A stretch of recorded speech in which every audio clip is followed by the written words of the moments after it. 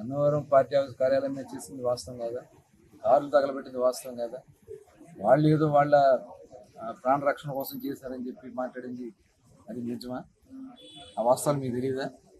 Telugu Desam party కార్యాలయం మీద చంద్రబాబు గారి ఇంటి మీద వచ్చినటువంటి వాస్తవాలు కరెక్ట్ కాదా?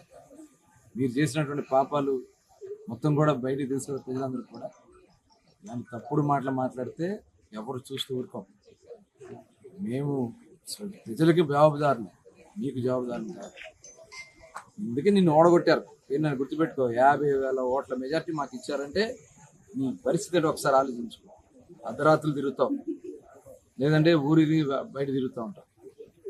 దమ్ము ధైర్యం లేదు మీకు. మీరు చేసినటువంటి కార్యక్రమాలు చెప్పుకోలేదు.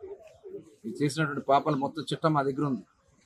అందుకని మొత్తం కూడా త్వరలో బయటకు వస్తుంది.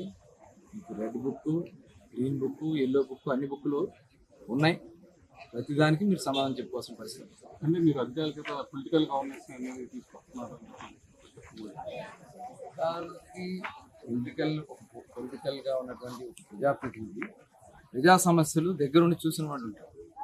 ఆ సమస్య అధికారుల దగ్గర తీసుకెళ్ళినప్పుడు అవకాశం ఉంటే దాన్ని పరిష్కారం చేయండి అని చెప్పి ముఖ్యమంత్రి గారు చెప్తున్నారు. దాన్ని వక్రీకరించి పొలిటికల్ గవర్నెన్స్ చేయమన్నారు, అధికారులను పడుకోమన్నారు అంటే వీళ్ళు మాట్లాడుతున్నారు. ఇవాళ సమన్వయంతో వెళ్ళాలి. ఇవాళ సమన్వయంతో వెళ్తేనే పొలిటికల్ ప్లస్ ఇటు అడ్మినిస్ట్రేటివ్ రెండు కలిసి ముందుకెళ్ళినప్పుడు పరిపాలన సక్రమంగా ఉంటుంది. అది చేసి చూపించినటువంటి వ్యక్తి చంద్రబాబు నాయుడు గారు. ఇవాళ రేపు అదేవిధంగా ఒక మంచి అడ్మినిస్ట్రేషన్ చూపిస్తూ ఒక మంచి గవర్నెన్స్ ఇవ్వాలనేది రాష్ట్ర ముఖ్యమంత్రి గారి యొక్క ఆలోచన. ఆ విధంగానే ముందుకెళ్ళడం జరుగుతుందని కూడా ఈ సందర్భంగా ఇంకోటి